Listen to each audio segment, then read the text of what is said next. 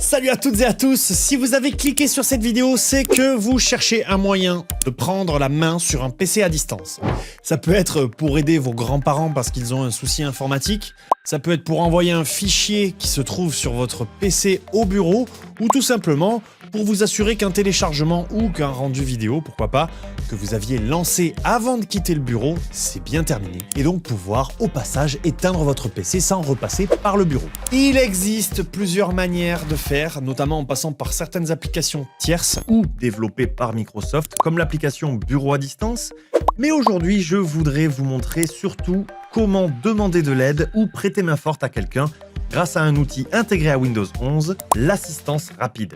Ensuite, je vous parlerai brièvement du bureau à distance, mais avant de commencer, il faut quand même que je vous précise que pour pouvoir faire ces manipulations, il faut bien évidemment que les deux PC soient allumés. Ça paraît évident, mais c'est toujours bien de le rappeler. Et on va donc commencer avec l'assistance rapide. Vous pouvez appuyer déjà pour commencer sur la touche Windows de votre clavier.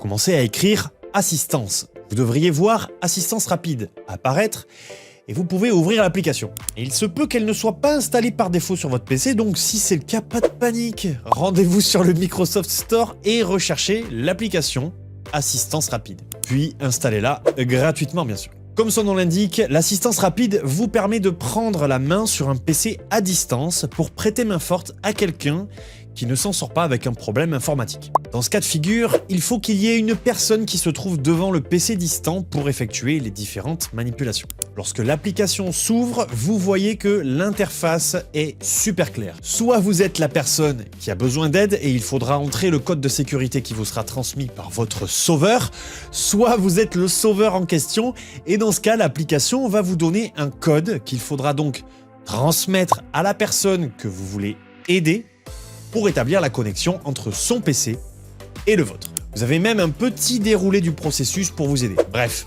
une fois que les deux PC sont connectés, vous allez pouvoir faire tout un tas de choses pour aider la personne à s'en sortir avec son problème. Si la personne dispose de plusieurs écrans, vous aurez une interface qui se présentera à peu près comme ceci. Avec la même disposition des écrans, vous pouvez voir ce qu'elle fait, la guider ou directement même demander le contrôle du PC. Et là, évidemment, il faudra que la personne accepte. Mais une fois que ce sera fait, vous pourrez ouvrir des fichiers, aller dans les paramètres, vous pourrez effectuer quelques raccourcis depuis votre clavier, à vous, comme CTRL-C, CTRL-V par exemple, et ils seront effectifs sur le PC distant. Si vous guidez la personne uniquement, vous pourrez éventuellement aussi utiliser le pointeur laser ou bien une annotation texte. Vous disposez également d'un onglet de conversation si vous ne pouvez pas appeler parce que vous êtes au bureau par exemple ou que vous n'avez pas le téléphone, mais j'en doute. Si la personne a plusieurs écrans, vous pouvez même afficher l'écran en taille réelle pour y voir plus clair. Bref, vous l'avez compris, on peut faire tout un tas de trucs. Ça, c'était si une personne a besoin d'aide à distance. Et comme je le disais en intro, peut-être que vous avez besoin d'accéder à un PC à distance qui vous appartient et sans que quelqu'un ait besoin d'être à votre bout pour faire certaines manipulations. Et c'est justement le rôle du bureau à distance. Sans trop s'attarder sur cette partie, je vous laisse un lien dans la description qui décrit le processus exact pour y parvenir, c'est ce que vous voyez à l'écran actuellement, mais sachez que vous pouvez vous connecter à distance à un PC à l'aide d'un autre PC ou d'un appareil Android ou iOS. Vous devez tout de même disposer des droits administrateurs de votre PC et il faut que vous bénéficiez de Windows 10 ou 11 professionnel. Pour vérifier si votre PC dispose de Windows 10 ou 11 professionnel, il suffit de faire un clic droit sur le menu Démarrer, puis d'aller dans Système et vous verrez apparaître tout un tas d'informations, notamment le système d'exploitation et sa version juste ici. Ensuite, rendez-vous sur le lien que je vous laisse en description et laissez-vous guider.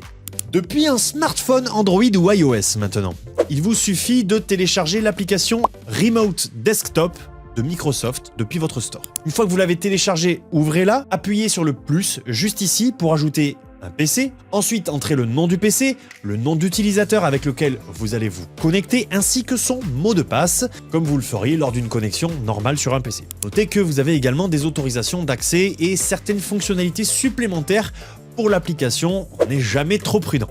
Une fois que la connexion est établie, ce qui est intéressant, c'est que vous pouvez utiliser le tactile de votre smartphone comme une souris ou bien comme le tactile de votre téléphone. Voilà, c'est déjà la fin de cette vidéo, j'espère qu'elle vous aura été utile. N'hésitez pas à la liker et la partager si c'est le cas. Vous le savez, sur cette chaîne, on travaille avec Microsoft, donc si vous cherchez des informations et des tutos fiables, n'hésitez pas non plus à vous abonner et à activer la cloche pour être tenu au courant des dernières vidéos que nous sortons. Quant à moi, je vous dis à très vite dans une prochaine vidéo. Prenez soin de vous et prenez soin de votre PC. Ciao!